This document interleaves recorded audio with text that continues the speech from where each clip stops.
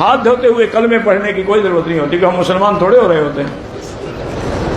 یہ تو حمام میں ننگے کھڑے ہو کر بھی کلمہ پڑھتے ہیں, لا الہ الا اللہ لا الہ الا اللہ و انا الیہ راجعون. یہ کہتی ہے ہماری فیملی میں ایسا ہوتا ہے کہ جب کپڑوں کو کھنگالتے ہیں, نکالتے ہیں پانی سے, تو کلمہ پڑھتے جاتے ہیں تاکہ یہ پاک ہو جائیں. کیا حکم شرع ہوگا؟ اللہ تعالیٰ ہماری ایسی بہنوں پر بہرحال رحمت نازل فرمائے کہ جنہوں نے ایک نیا دین اپنے گھر میں وضع کر لیا اور انہوں نے اصل دین کو سیکھنے کی کبھی زحمت گوارا نہ کی. اس لیے میں گزارش کرتا ہوں, آپ کے بڑے بہت بڑے ہوں گے, بہت اچھے ہیں, اللہ اگر وہ فوت ہوں گے اللہ ان کو جنت الفردوس میں اعلیٰ مقام عطا فرمائے, لیکن گھر کے بڑوں کا ہر کام صحیح ہو یہ ضروری نہیں ہے. ان کے کاموں کو بھی, ان کی سوچ, ان کے نظریات, ان کے اقوال, ان کے عادات و اطوار جو آپ میں سرایت کر کے نسلوں میں جا رہی ہے, اسے ایک دفعہ شریعت پر پیش کرنا ضروری ہوتا ہے. کپڑوں کی پاکی کا یا اسی طرح جنابت اتارنے کا, جو غسل ہم کرتے ہیں ناپاک ہوتے ہیں, اس کا کلمہ پڑھنے سے کوئی تعلق نہیں ہے ہی نہیں کوئی تعلق. کلمہ پڑھنے سے کیا ہوگا؟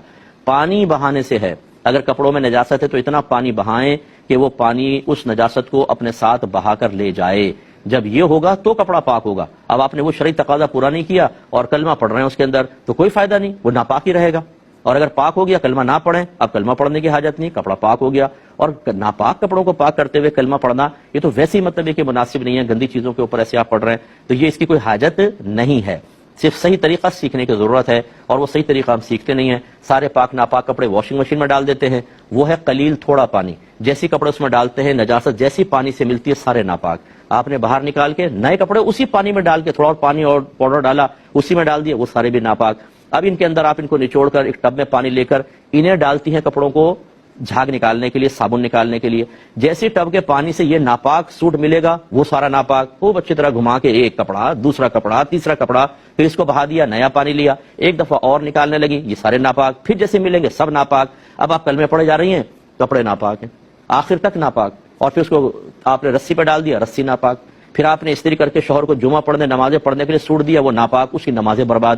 تو ایک عورت جو مسئلے نہیں سیکھتی ہے وہ پورے گھر کو تباہ و برباد کر دیتی ہے. اور بڑی معذرت کے ساتھ میں بات عرض کرتا ہوں کہ ہمارا دیندار طبقہ بھی اس سے غافل ہے. جتنے مجھے سن رہے ہیں اس وقت, اگر کوئی نئے عالم بنے ہیں, قاری صاحب ہیں, کوئی نعت خان صاحب ہیں, دیگر لوگ ہیں, اپنے گھر کی خواتین سے معلوم کریں کہ تمہیں کپڑا پاک کرنا آتا ہے, طریقہ معلوم کیجیے. آپ ایسا نہ ہو کہ آپ باہر بزرگ ہوں اور گھر کے اندر گھر والے ناپاک طریقے سے کپڑے کو پاک کرنے کی ناکام کوششیں کر رہے ہوں, اور انہی کپڑوں کو پہن کے آپ واضح و نصیحت فرما رہے ہیں, جمعے پڑھا رہے ہیں, عیدین پڑھا رہے ہیں, آپ نمازیں پڑھا رہے ہیں, اور نمازیوں کی نمازیں بھی برباد ہو رہی ہیں. اتنا خطرناک مسئلہ ہے یہ, لیکن عمومی طور پر سمجھ نہیں پاتے. اگر میں ایک عالم دین ہوں اور میں غیر عالم عورت سے نکاح کر لیتا ہوں, تو کیا میری صحبت میں رہ کے وہ خود بخود عالمہ بن جائے گی, یا مجھے سکھانا ہوگا, مجھے پوچھنا ہوگا کہ آپ کو شرعی مسئلے معلوم ہیں کہ نہیں ہے؟ آپ بھی اس کا فیصلہ کر سکتے ہیں. ڈاکٹر اگر کسی عورت سے نکاح کر لے تو وہ بھی ڈاکٹر ہو جائے گی. پی ایچ ڈی والا کسی لڑکی سے نکاح کر لے تو وہ خود بخود پی ایچ ڈی ہو جائے گی. ایسا تو نہیں ہو سکتا, سکھانا ہی پڑتا ہے. اس چیز کو سمجھنے کی بہت ضرورت ہے. باطن کے میل کو دور کرنے کے لیے, غیر مسلموں کو اسلام میں داخل کرنے کے لیے تو بہت ہی مفید ایک جملہ ہے. لیکن اسی کلمہ پاک کو آپ تصور کریں, ایک بندہ بیت الخلاء میں ہے جہاں وہ بے لباس ہے, جہاں گندگی ہے, وہ گندگی کا مقام ہے. آپ خود سے سوال کریں کہ مقام گندگی میں جب انسان بے لباس ہو, کیا خیال ہے کہ کلمہ پاک پڑھنا کیا درست ہوگا یا نہیں؟ آپ اپنے ضمیر سے پوچھیں, تھوڑا سا غور کریں گے تو آپ کا ضمیر آپ کو یہ جواب دے گا. یہ قطعاً غیر مناسب ہے, یہ جائز نہیں ہونا چاہیے. ہو کلمہ پاک پھر بیت الخلاء ہو, یہ میچ کوئی سمجھ نہیں آتا ہے. لوگ کہتے ہیں ہم نے تو اپنے بڑے بوڑھوں سے سنا ہے, شروع سے پڑھتے آتے ہیں. پھر بعض لوگوں کو جب بتایا جاتا ہے کہ کلمہ پاک پڑھنا وہاں پر کوئی ضروری نہیں ہے تو وہ تعجب کا شکار ہو جاتے ہیں, کہتے ہیں پاک ہونے کے لیے کلمہ پاک پڑھنا ضروری نہیں ہے. ہم نے تو زندگی میں پہلی بار یہ مسئلہ سنا ہے, ہم تو شروع سے پڑھتے آ رہے ہیں, ہمیں تو شروع سے یہی بتایا جاتا ہے. غسل کرتے ہوئے کلمہ پڑھتے ہیں, استنجا کے بعد ہاتھ دھوتے ہیں کلمہ پڑھتے ہیں, کپڑوں کو دھوتے ہوئے کلمہ پڑھتے ہیں, کوئی چیز جیسے ناپاک پانی میں گر جائے اس کو دھوتے ہوئے کلمہ پڑھتے ہیں.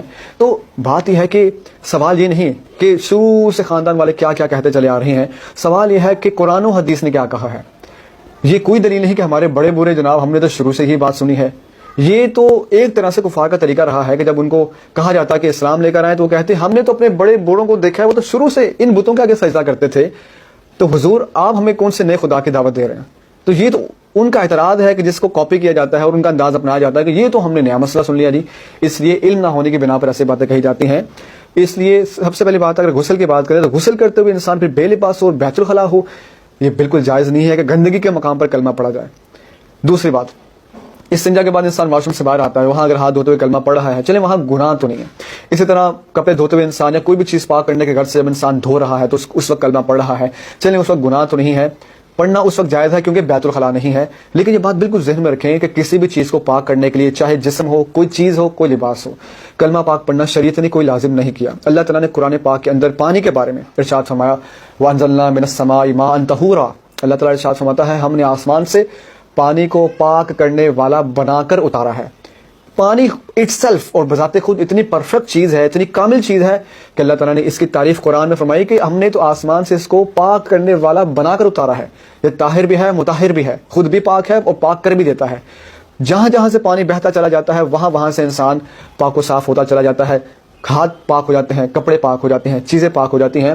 تو جب خود اللہ تعالیٰ نے پانی کو اٹ سیلف پاک کرنے والا بنا دیا ہے تو اس کے لیے پاک کرنے کے لیے کلمہ پاک کا پڑھنا شریعت میں نہیں ہے، نہ ہی اس کو لازم کیا گیا ہے۔ البتہ اگر کوئی بیت الخلاء میں نہ ہو، باہر پڑھتا ہے، جائز تو ہے، لیکن یہ عقیدہ اور ایک یہ نظریہ بنا لینا کہ شاید اگر نہ پڑھیں گے تو چیز پاک نہیں ہوگی، یہ بالکل غلط ہے، اور بیت الخلاء میں پڑھنے کی بالکل اجازت نہیں ہے، وہاں گناہ ہے کیونکہ وہ مقام گندگی ہے۔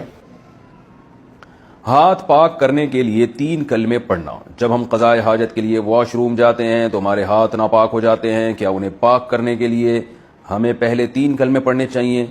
اس طرح غسل میں بھی ہمیں پاک ہونے کے لیے کیا پہلے 3 کلمے پڑھنے چاہیے؟ کیا یہ بات صحیح ہے؟ محسن صاحب سرگودا سے، یہ بالکل غلط بات ہے۔ کلمے کا ہاتھ کے پاک ہونے سے کوئی تعلق نہیں ہے۔ جب آپ واش روم جائیں صابن سے اچھی طرح ہاتھ دھو لیں یا مٹی پہ رگڑ دیں ہاتھ اور پھر دھو لیں تو اس طرح وہ جرمز بھی مر جاتے ہیں، ہاتھ پاک ہو جاتا ہے، تو بس اتنا کافی ہے، یہ کلمے کا یہاں موقع نہیں ہے۔